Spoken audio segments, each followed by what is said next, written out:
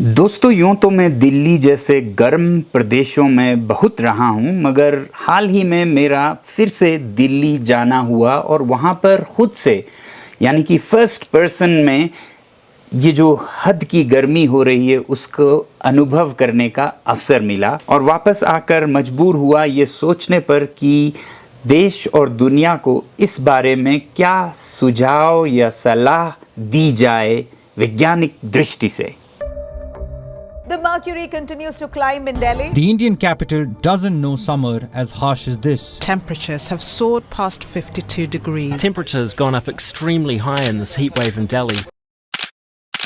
52 degrees Celsius. That's believed to be the highest temperature ever recorded in India. July नमस्कार और सलाम दोस्तों, लद्दाख के पहाड़ियों से आप सभी को अभिनंदन। उत्तर भारत में गर्मी की लहरें चल रही हैं और तापमान 50 डिग्री तक छूने लगा है। वैसे ही लद्दाख में अभी तो बहुत अच्छा है तापमान 20-22 पर, मगर फिर सर्दियों में -20 से -30 तक जाती है। और इस मुश्किलात को हालांकि हमने तो सुलझा दिया है सोलर हीटेड घरों से, जिसमें कि सर्दियों में -30 के होते भी अंदर +20 हो, और जो यहाँ पर लकड़ियाँ जलाई जाती हैं, ईंधन जलाया जाता है, चारों तरफ धुआं धुआं हो जाता है सर्दियों में, उस सब से एक तरह की मुक्ति पाई है हमने सोलर हीटिंग के साइंस के मदद से।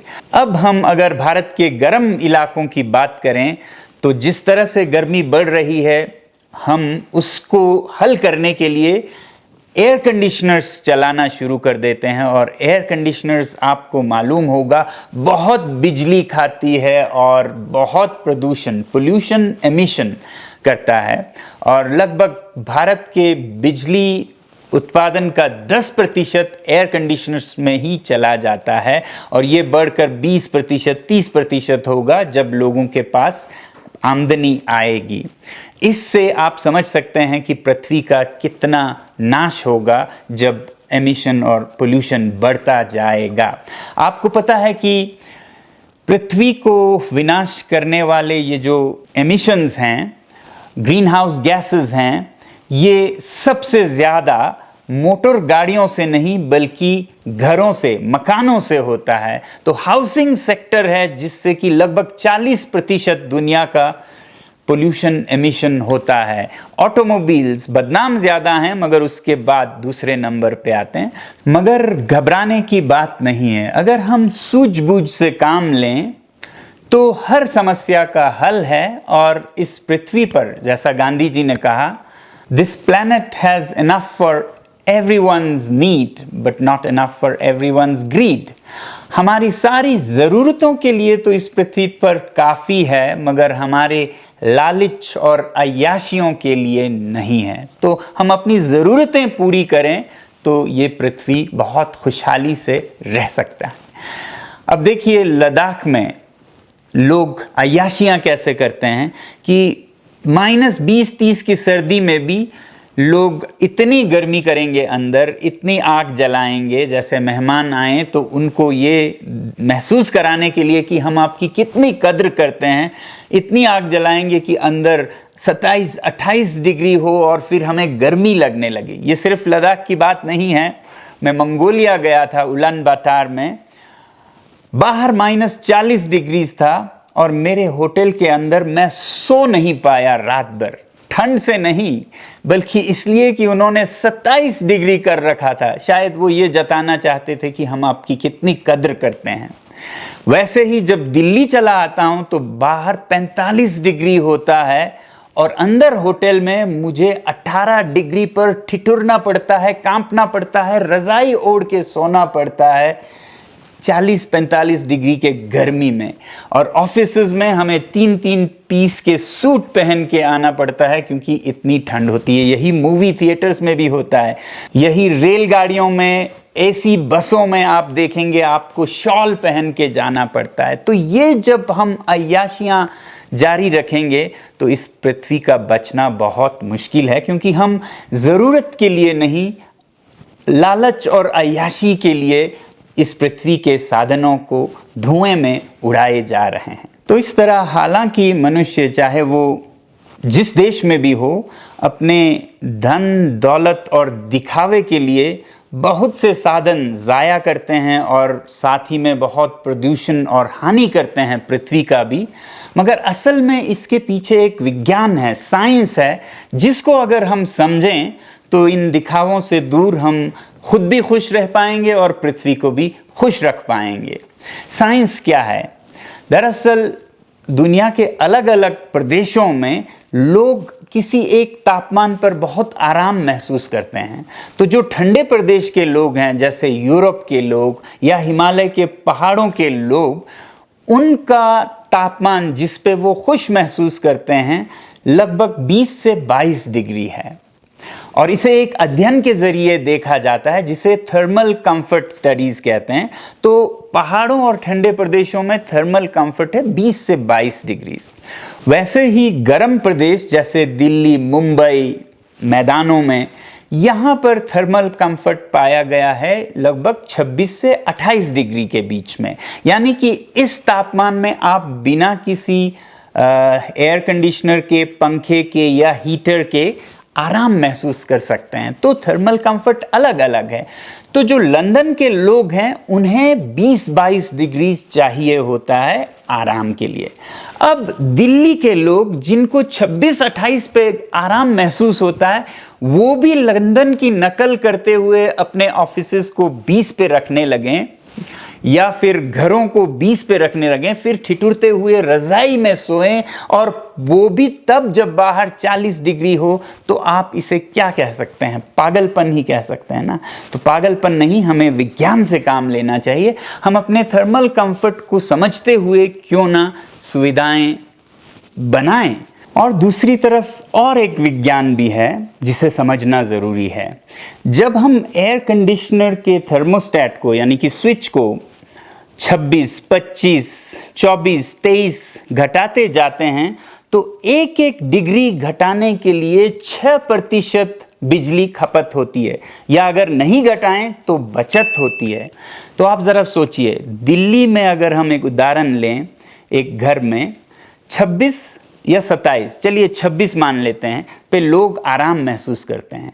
तो अगर हम 20 डिग्री पे रखें अपने कमरों को, तो न सिर्फ हमें असुविधा महसूस होगी, ठंड महसूस होगी, बल्कि 6 डिग्री हमने ज़रूरत से ज़्यादा नीचे लाया है थर्मोस्टेट को।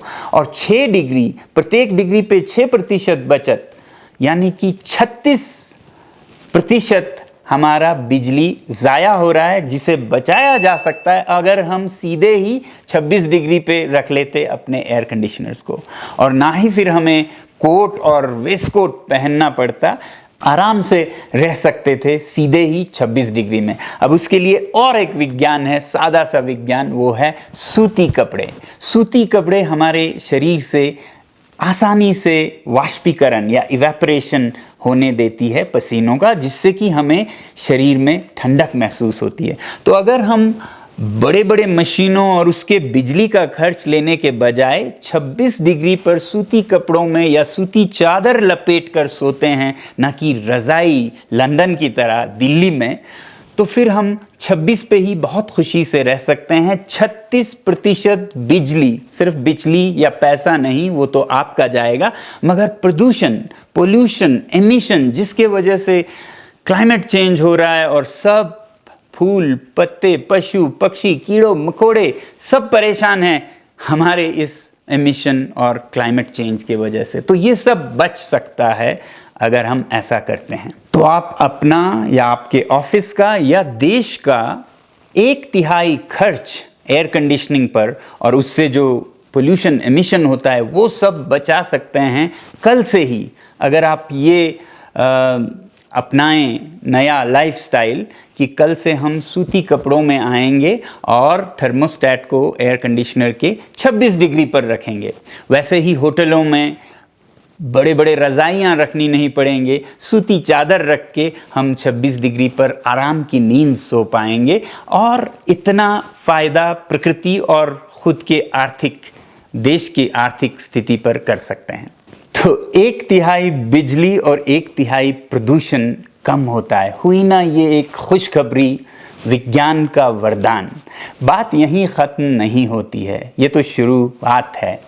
अब और एक सीधा सादा विज्ञान समझते हैं। ये सिंपल साइंस है इवेपोरेटिव कूलिंग का, यानी वाष्पीकरण। जैसे हमारे पसीने उड़ते हैं भाप बनकर, हमारे शरीर को वो ठंडक पहुंचाते हैं, मगर इसके लिए चाहिए होता है वेंटिलेशन, यानी कि हवा का चलना, फिर चाहे वो खिड़की से हवा का झोंका आए या एक पंखा हो। तो पंखा एक बहुत ही कमाल का विज्ञान की देन है, जो कि हमारे शरीर को 6 डिग्री तक आराम दिला सकता है, गर्मी से राहत दिला सकता है।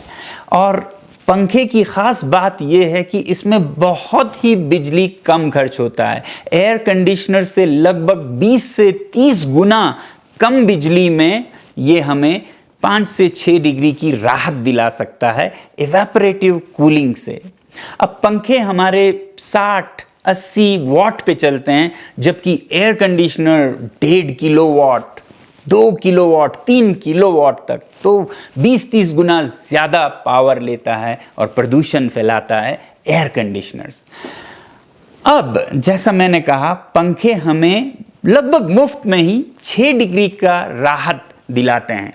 तो इसका मतलब है अगर हम 26 डिग्री पे आराम महसूस करते हैं बिना एसी, बिना पंखे के, तो एक पंखा चलाकर भी हम 6 डिग्री और गर्मी हो भी आराम महसूस कर सकते हैं। यानी कि 26 + 6 तो 32-33 डिग्री तक अगर गर्मी हो तो हमें कोई एयर कंडीशनर की ज़रूरत नहीं पड़नी चाहिए, पंखा काफ़ी है। जैसे लद्दाख में 32-33 से ऊपर कभी जाता नहीं है, और लोग यहाँ पर भी एयर कंडीशनर्स लगाने लगे हैं। ये तो एक जुर्म होगा, क्राइम होगा, क्योंकि यहाँ पंखे से आराम से 32 को 26 महसूस कराया जा सकता है, और 26 पे भारत के लोग खुश महसूस करते हैं। तो पंखे के रेंज में आ जाता है 32 तक। इसका एक बहुत बड़ा मायने निकलता है, और वो मायने है कि हमारे एयर कंडीशनर्स को अगर बाहर 40 भी हो तो 40 से 20 तक लाने की ज़रूरत नहीं है, 40 से 26 तक भी नहीं, बल्कि 40 से 32 तक अगर एयर कंडीशनर्स लाए तो उसके आगे का काम पंखा कर सकता है, बहुत ही किफ़ायत से, बिना प्रदूषण के।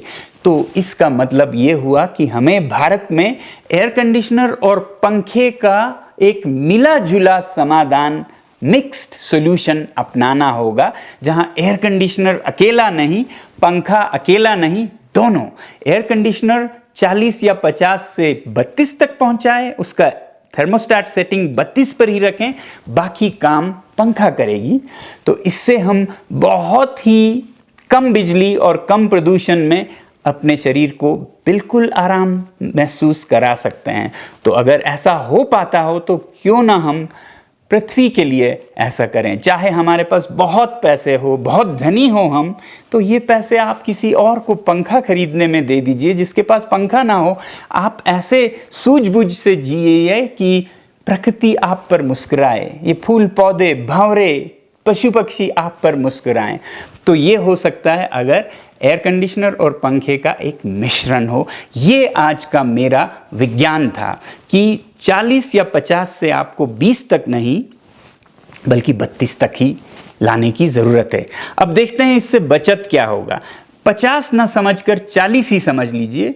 अगर 40 डिग्री बाहर के तापमान से हम 20 डिग्री के बजाय 32 तक ही लाते हैं, जैसा अभी मैंने कहा, तो हम 12 डिग्री बचत कर रहे होंगे, और प्रत्येक डिग्री पर 6% बिजली अगर बचता है, प्रदूषण बचता है, तो 72% बिजली हम बचा रहे होंगे इस देश के लिए और इस पृथ्वी के क्लाइमेट चेंज और ग्लोबल वार्मिंग से बचाने के लिए।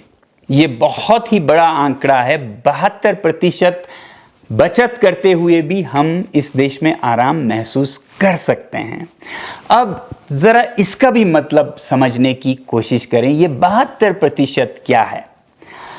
ये तस्वीर जो देख रहे हैं आप, ये Badarpur coal fired power plant की है। ये दिल्ली के करीब बड़ा सा पावर प्लांट था जो कि 750 मेगावाट उत्पादन करती थी, और इससे इतना प्रदूषण, धुआं, कार्बन एमिशन होता था कि आसपास के लोग परेशान हो गए थे। मैं हाल ही में कुछ लोगों से मिला जो बदरपुर में ही रहते थे। वो कह रहे थे कि इस पावर प्लांट के चलते हम कुछ कपड़ा सुखाएं तो वो सुबह तक काले हो जाते थे, हर जगह धूल ही धूल, धुआं ही धुआं होता था। तो ऐसा प्रदूषण होता है इन बिजली घरों से। अब जो फेफड़ों में धुआं होता है, धूल होता है, जिससे कि लोग जल्दी मर जाते हैं, उसका तो कहना ही क्या। फिर 2018 में सुप्रीम कोर्ट के आदेश पर यह बिजली घर बंद करवा दिया गया क्योंकि इतना प्रदूषण हो रहा था। ये तो बहुत बड़ी खुशखबरी है। खुशखबरी इससे भी बड़ी यह है कि अगर हम एयर कंडीशनिंग को 40 से 20 तक नहीं बल्कि 32 तक ही लाएं और फिर पंखा और सूती कपड़ों के मदद से हम आराम से रहें, तो ऐसे लगभग 40 बिजली घर बंद किए जा सकते हैं भारत में। तो दोस्तों, अगर हम ऐसे जिएं कि दूसरों पर बोझ न बने, पृथ्वी पर बोझ न बने, तो कितनी राहत होगी प्रकृति में, कितनी राहत होगी बड़े बूढ़ों का जिनकी मृत्यु वक्त से पहले हो जाती, कितनी राहत होगी बच्चों का जिनमें की दिमागी समस्याएं उत्पन्न होती है एयर पोल्यूशन से। हालांकि हमारे देश में काफ़ी अमीर लोग भी हैं मगर बहुत गरीब लोग भी हैं। तो हम अगर सब अपने अहंकार, दिखावे के बजाय विज्ञान के सूझबूझ से, साइंटिफिक टेम्परामेंट से काम लें तो बहुत फ़ायदा कर सकते हैं इकोलॉजी को भी और इकोनॉमी को भी। तो ऐसी एक खुशहाल देश की कल्पना करते हुए मैं आप लोगों से विदा लेना चाहूँगा। मैं आप लोगों का धन्यवाद करना चाहता हूँ कि जो आप बदलाव लाएंगे जीवन में, उससे हमारे पहाड़ों के प्रकृति पर बहुत असर पड़ेगा। जब आपके शहरों से ग्रीन हाउस गैसेस नहीं उड़ेंगे तो हमारे ग्लेशियर्स बचे रह जाएंगे, हमारे फूल पौधे, पशु पक्षी सब खुशी से मुस्कुराएंगे और आप सबका धन्यवाद करेंगे दिल से। जुले और जय हिंद।